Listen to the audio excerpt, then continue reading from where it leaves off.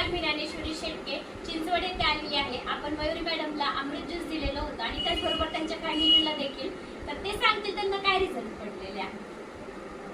नमस्कार, मी मयुरी आकाश गायकवाड. आमच्या घरात सगळेच घेतात, माझे मिस्टर, मी, सासू सासरे सगळेच जण घेतोय.